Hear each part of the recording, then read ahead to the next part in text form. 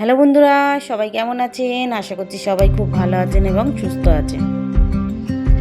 এটা 1 জানুয়ারির দিনের রেসিপি আপনাদের সঙ্গে শেয়ার করছি। আমি আজকে শুধু চিকেনের রেসিপিটাই, এক এক করে 3টে রেসিপি আমি দেবো। তো আজকে আমি চিকেনের রেসিপিটা করে দেখাবো। প্রথমে আমি চিকেনগুলোকে একটু ভিনিগার দিয়ে ভিজিয়ে রেখেছিলাম, 1 চামচ ভিনিগার দিয়ে চিকেনগুলো ভিজিয়ে রেখেছিলাম। তারপরে এরকম করে কাট করে নিচ্ছি যাতে ভেতরে মশলাগুলো বা নুন সব কিছুটা ভালোভাবে ঢোকে।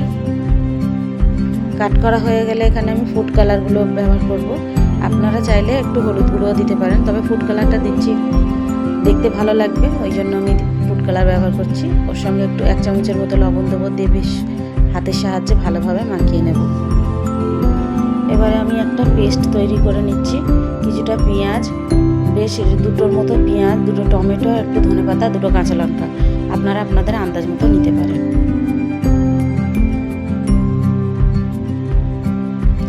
এবার একটা কড়ার মধ্যে বেশ অনেকটাই আমি সাদা তেল দিয়েছি, দিয়ে তেলটা গরম হতে দেব। তেলটা গরম হয়ে গেলে আমি এক এক করে চিকেনগুলোকে ফ্রাই করে নেব। সেটাকে আর পুরো দেখাচ্ছি না, এক এক করে চিকেনগুলো ফ্রাই করে নেব।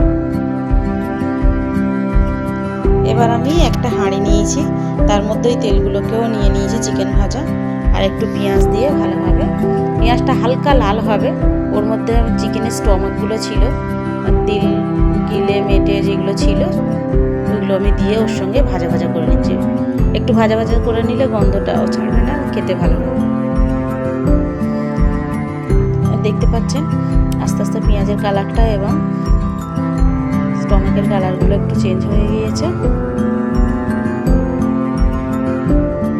এখানে পেঁয়াজ কুচোনোটা একটু কম মনে হচ্ছে হয়তো আপনাদের, কারণ আমি এখানে পেঁয়াজের পেস্ট নেব, যেটাকে আমি মিক্সারেতে বেটে রেখেছিলাম, ওইটাকে নেব।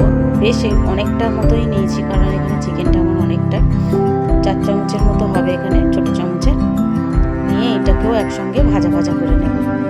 বেশ একটুখানি কালারটা চেঞ্জ হয়ে আসবে, অতক্ষণ ভেজে নেব।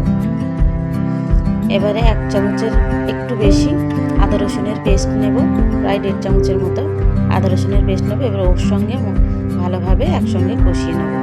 তাতে একটুখানি লবণ দেবো 1 চামচের মতো, দিয়ে ভালোভাবে মশলাটাকে কষিয়ে নেব গন্ধ বার হওয়া পর্যন্ত। এবার এক এক করে সবগুলো মশলাগুলোকে দিয়ে দেবো। প্রথমে আমি 1 চামচের মতো হলুদ গুঁড়ো নিয়েছি, এরপরে 1 চামচের মতো জিরে মরিচের গুঁড়ো নিয়েছি, তারপরে 1 চামচ থেকে একটু বেশি কাশ্মীরি লঙ্কার গুঁড়ো নিয়েছি, নিয়ে সব একসঙ্গে মশলা দিয়ে গুলো ভালোভাবে কষিয়ে নেব।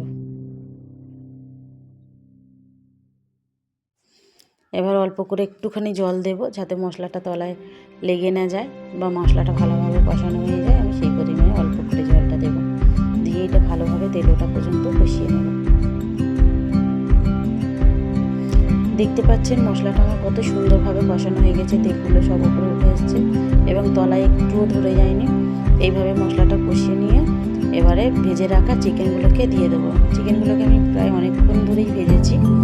এবারে দিয়ে মশলার সঙ্গে ভালোভাবে কষিয়ে যতটা ঝোলের দরকার সেই অনুযায়ী জল দিয়ে দেবো।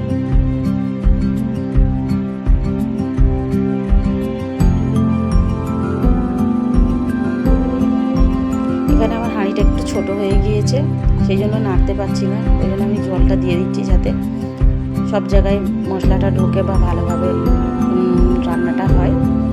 আপনারা একটুখানি চাইলে একটু বড় মতো হাঁড়ি নেবেন, কারণ এখানে রান্নার পিসগুলো একটু বড়ো ছিল, ড্রামস্টিকগুলো, সেই জন্য হাঁড়িতে আমার নাড়া যাচ্ছিল না, ওই জন্য একটুখানি জল দিয়ে দিয়েছি।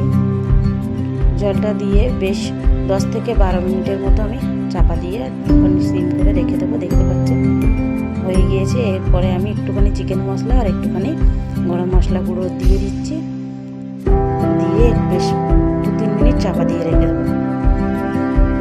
এবার আমার চিকেন ড্রামস্টিক কষা একদম রেডি হচ্ছে, দেখতে পাচ্ছেন। এইভাবে নিয়ে গরম গরম আপনারা চাইলে বিরিয়ানির সঙ্গেও খেতে পারেন বা সাদা ভাতের সঙ্গেও খেতে পারেন, খুব ভালো লাগবে। গরম গরম আমি সার্ভ করছি। Thank you for watching. আমার ভিডিওগুলো ভালো লাগলে আপনারা অবশ্যই আমার ভিডিওটাকে সাবস্ক্রাইব করবেন এবং লাইক করতে ভুলবেন না, শেয়ার করে দিন নিজেদের ফ্যামিলি ফ্রেন্ডসদের সঙ্গে। Thank you.